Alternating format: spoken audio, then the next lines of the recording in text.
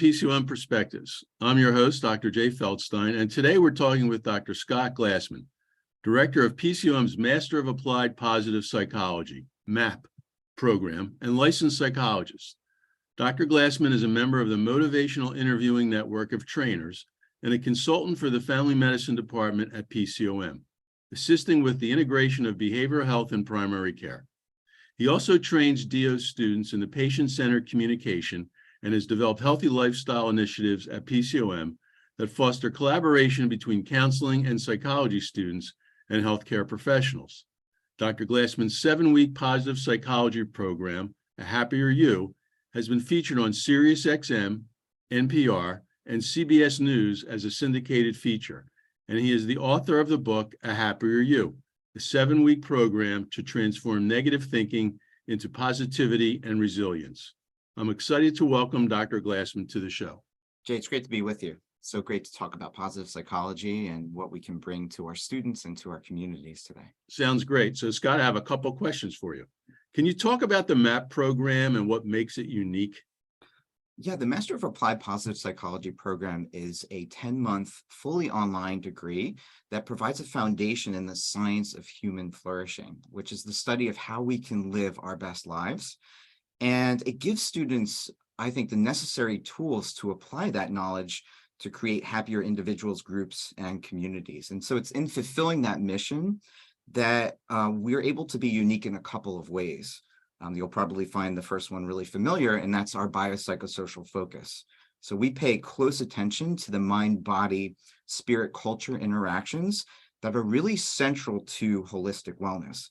And whether that's like understanding how someone with diabetes, let's say, can nurture their talents in spite of their health challenges, or it's understanding the top-down influence of this positive attentional work for somebody with chronic pain, for instance.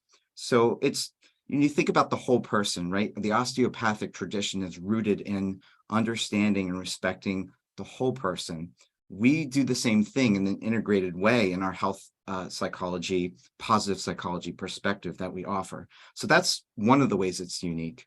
Another way is that we are helping students develop this really practical skill set that they can use to apply positive psychology in a wide variety of areas.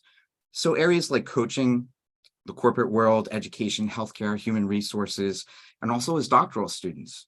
They can learn how to guide others in mindfulness exercises. They go through also this really extensive training in motivational interviewing, which is, as you know, an evidence-based way to have conversations that help people become more ready for change. And they also then can learn how to effectively facilitate groups in a psychoeducational virtual way. So we have our Happier You program, and we also have our health support programs where they interact with patients in our healthcare centers and staff at local organizations as they guide them toward adopting healthier lifestyles. And then the third practical skill, which is really exciting, is how they develop creative positive psychology approaches, and that they're following a logic model and then becoming ready to really implement those approaches out in the community with organizations or with individuals. And those approaches may include things like gratitude, personal strengths, positive emotion induction, imagery, or other key practices. So, we're holistic, but we're also practical and skill-driven. And we also have a world-class faculty, something that PCOM, I think, at large prides itself on, is having faculty who are highly student-focused, experts in the subject matter that they teach.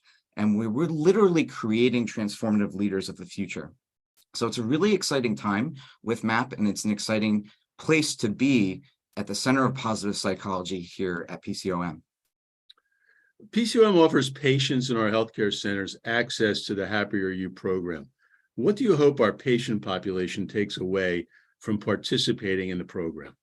Yeah, so treatment as usual with cognitive behavioral therapy, it involves helping patients more effectively catch unhelpful thoughts, challenge them, teaches stress management techniques. And my hope is that through Happier You, patients take away this additional skill set. So not only are they able to reduce distress through our normal means of behavioral health intervention, but now they have this new skill set through Happier You where they can increase positive experiences. So as they come through this 7-week program, they learn, for instance, how to focus mindfully on small positive daily experiences, whether that's the cup of tea that they had in the morning, or it's a compliment that they received. They're able to expand those moments and really derive a lot more joy and meaning from those small things that may be missed. They're also able to identify evidence of strengths, personal strengths. They can search for moments of lightness. They can find new and enjoyable and meaningful activities in their lives that they want to add, and giving and receiving kindness. And those are some of the examples across those 7 weeks that allow them to, not only through CBT, deactivate negative experiences, but with this positive psychology base, now they can activate more positive experiences in their life, and they can change the thinking, feeling, doing patterns in a couple of different ways. So I like the analogy of putting an extra engine in the car. So they have this one engine that can prevent the car from moving backwards, which may be more traditional CBT, and then this extra engine to propel them forward into higher levels of well-being, more optimal functioning, which is where we hope people can ultimately arrive, right? It's not just about being okay, it's about reaching those upper levels of well-being. Thinking more broadly, why do you think this program, positive psychology, generally resonates? Yeah, it's a great question. I mean, if we look ahead to the next 50 years, what will we in this global village facing steep challenges, what will we really most need? And I think it's people who are rooted in positive values, virtues, strengths, who understand these keys to maximizing creativity, love, connection, productivity, good health. I think for a long time, we've been problem focused in psychology and in healthcare. And we look for the problem, we try to fix it. And I think people's expectations are, I'm not feeling great, and maybe I go to see my doctor or my therapist and I get back to feeling okay. And I think we paid far less attention to the conditions that move people into those upper reaches, the upper strata of their full human potential. And so it's another perspective that I think is very appealing, where we are in our society today, can really help move forward as a culture, as a nation, as a global community.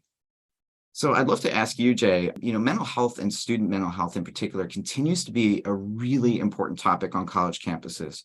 What is PCOM doing to address mental health among the student population? I think we're doing everything we can.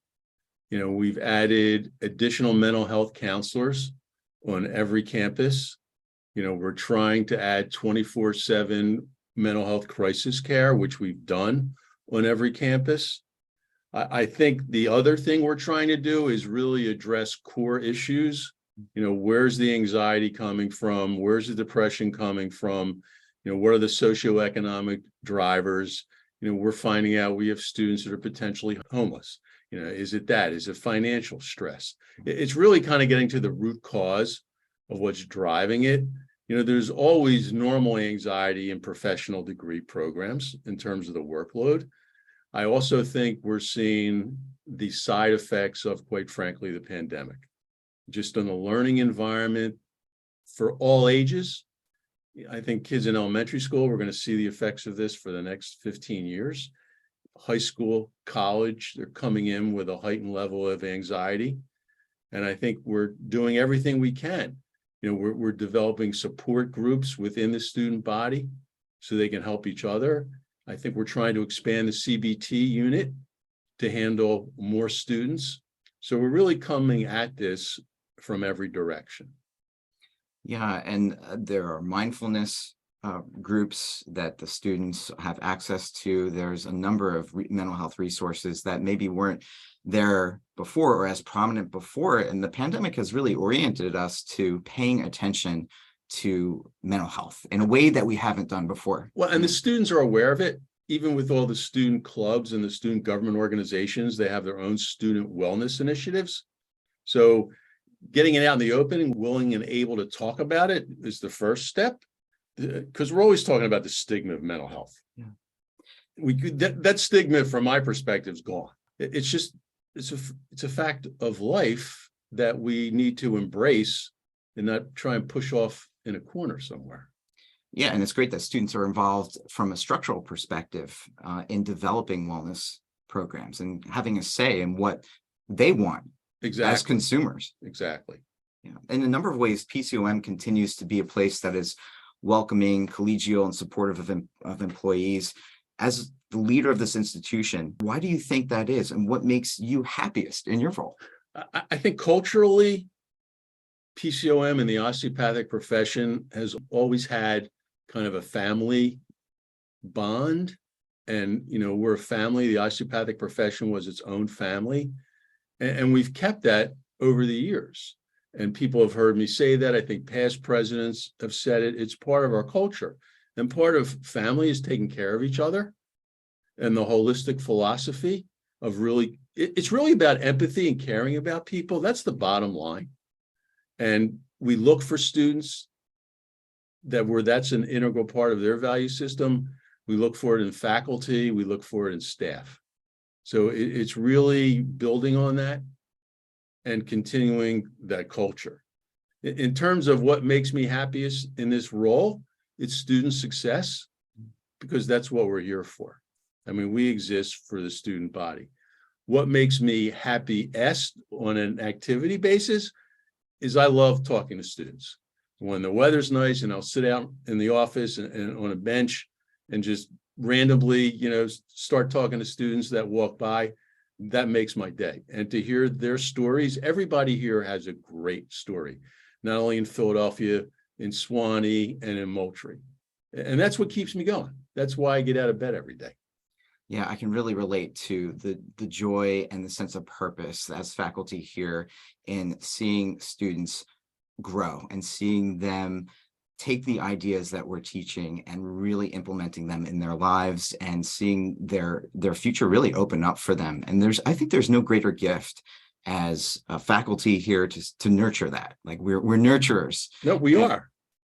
Yeah, and I, as a graduate of the clinical psychology PsyD program, I've seen both sides, the family perspective of what PCOM is from the student perspective, but also now from the faculty perspective, that we are caring, deeply caring in ways that are really felt by students. It really makes a difference for them. So finally, last year, Philadelphia was ranked 141st for happiest cities in America. As a regional leader and native Philadelphian, what do you think we need to do to improve our ranking and show that Philadelphians are happier than people think? I spent a lot of time on this question. I was thinking to myself, okay, when did they do this survey? How was this assessed? Was it after we lost the World Series? Was it after an Eagles game loss? Was it after the Sixers? This is such a sports town. This city lives and dies by sports. If somebody does a survey the day after a great win, everybody's going to be happy. If it's after a loss, everybody's miserable. And Sure. I think I would challenge that. I think people in Philadelphia are happy. I also think they're happy when they're complaining. Yeah. They're not going to come out and say, "Oh, I'm the happiest person in the world." But I think most people in this city, they love this city, and that's why they stay or they leave. People vote with their feet. So, I'll be really curious as to their definition of happiness in the survey. Yeah, and happiness not just in acknowledging, hey, I'm feeling happy today, but talking about happiness in terms of meaning and purpose. There is such an extraordinary work ethic to people in this city that we are driven to do and to produce and to basically be the shoulders that others can stand on. It's really funny, Scott, because you always hear that Philadelphia's a blue collar town. That we're a blue collar town, we're a union town, we're construction, we're builders. On the flip side, all you ever hear is we're eds and meds. So it's two opposite ends of the spectrum, but we come together is one. And I think the city, is not called the city of happiness. It's called the city of brotherly love. And love has its ups and downs, not every day is great. And you take the good with the bad, but at the end of the day, we've all got each other's back. And there is an unrivaled passion and determination that I think cuts across, whether it's blue collar, eds and meds, right? So Right. it's that those qualities that really come through, and they're revealed when the Eagles are in the Super Bowl as they are now, and when our sports teams are doing well. I think that Brings the city passion, together. right, it bubbles to the surface. When you see, Unity. Yeah. 1 million people in a parade celebrating, whether it's a Super Bowl victory or a World Series victory, it's one. I mean, it's a united front. All our differences, political, socioeconomic, whatever, goes out the window, and we're just united. Yeah, and it's the best feeling, and It it is. really It's a truly great is feeling. brotherly love. It is. So I think I challenged that survey. Well, Scott, I'd like to thank you for joining us today. It definitely was a lively conversation. As our daily lives become more and more inundated with troubling news, images, and other content via social and traditional media, finding ways to manage stress and anxiety and develop tools to increase feelings of happiness is critical to our overall well-being. Programs like A Happier You, spearheaded by Dr. Glassman at PCOM's Master of Applied Positive Psychology program, are part of a growing movement to help people understand and learn more about the power of focusing on personal strengths and the positive side of life. To listen to past episodes of this podcast and become a subscriber, visit our SoundCloud page or find us on iTunes by searching Philadelphia College of Osteopathic Medicine. I'm Dr. Jay Feldstein, and this has been PCOM Perspectives.